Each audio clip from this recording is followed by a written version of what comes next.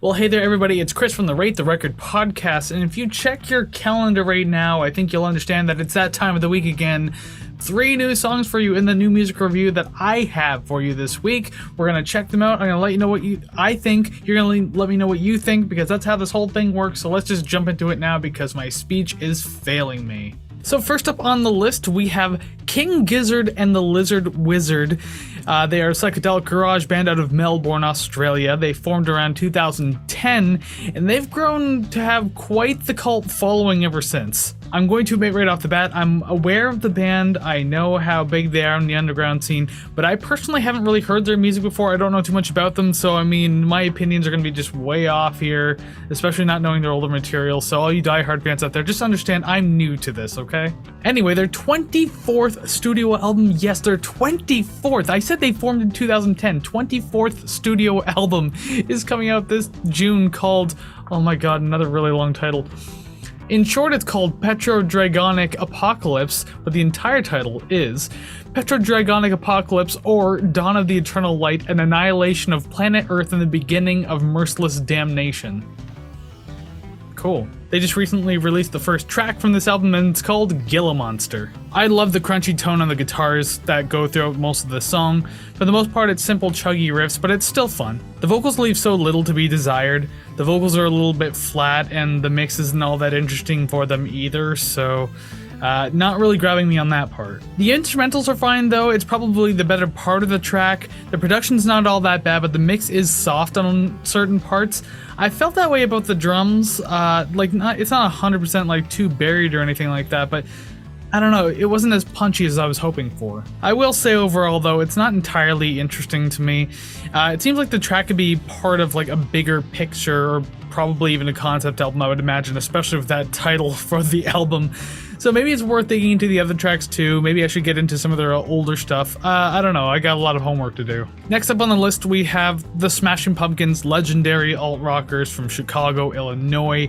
They're back again with their 12th studio album, but this 12th album is being done in 3 parts. The first part released in November 2022, the second part released in January 2023, and then the third and final act called Adam, Act 3, just released this past May. And I'm checking out the track that dropped from this album called Fireflies. A 3-part rock opera. To anyone who actually watches the podcast, you probably know I'm not too fond of rock operas, so immediately when I heard that this was that, I groaned audibly. Now, I'm going to be honest, I haven't listened to the Smashing Pumpkins in a very long time. I haven't really paid attention to any of their albums over like the last decade to decade and a half. I don't know how many they've released in that amount of time. But I remember them being far more guitar-driven, but this song is definitely far more synth-driven than I would have thought like a Pumpkin track would be. I'm really back and forth on this song, I guess more or less back rather than forth, because I like some of the ideas that this song puts forward, but I think it feels too weak, and nothing's really grabbing me in this track at all. The production's really clean, but one thing I'm really not a fan of in this song are the strings that kind of pop up occasionally, and especially the same ones that end the track as well. It just, I don't know, it sounds a little tacky, and I'm not digging it too much. Overall, I wish this had better execution. It's hard to have too much to say about this just because, again, there's not a lot happening in this song. I'm not big on how it sounds in this state, and I'm not sure how much I'd want to go back and check out the other tracks from this album or this entire 3-part rock opera, because rock opera, that's why. There probably is a rock opera out there somewhere that I actually like, and I just haven't acknowledged it. I don't know. Concept albums and rock operas can sometimes go hand in hand. Or maybe that's what they are. And finally on my list, we have an artist based out of Los Angeles, California. Miya Folick has been around since 2014. She's an indie folk pop artist, just a mix of things. She's released a few EPs since then, and she's just released her second full-length album called Roach at the end of May. And the song that popped up on my radar is a song called Cockroach.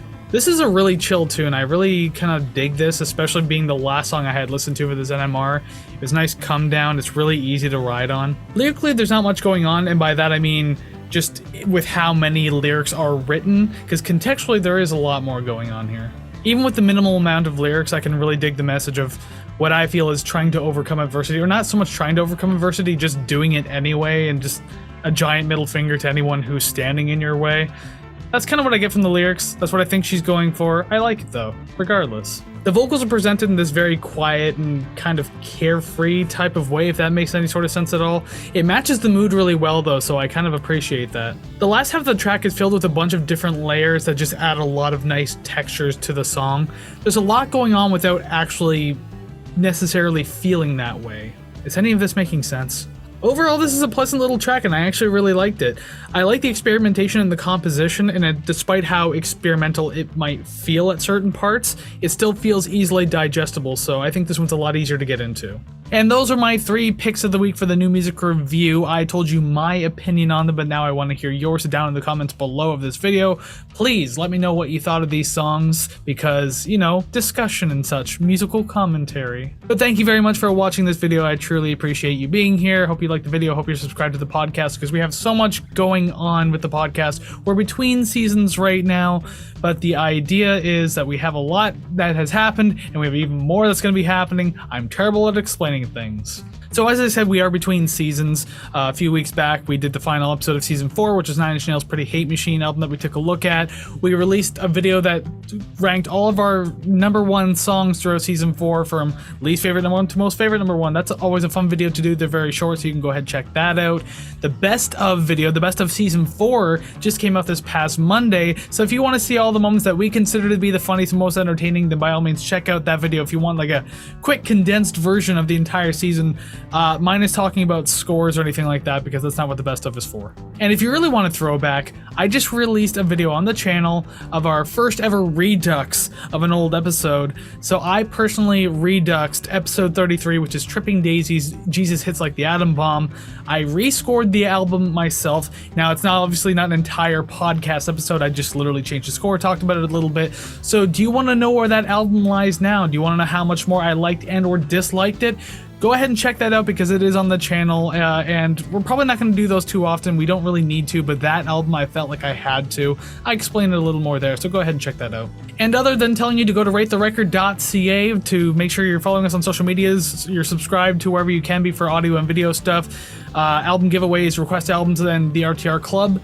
You can do all that at ratetherecord.ca. So aside from telling you that, I have nothing else to say. So go ahead, do that. Once again, thank you very much for watching. We'll see you again real soon. Take care, friends.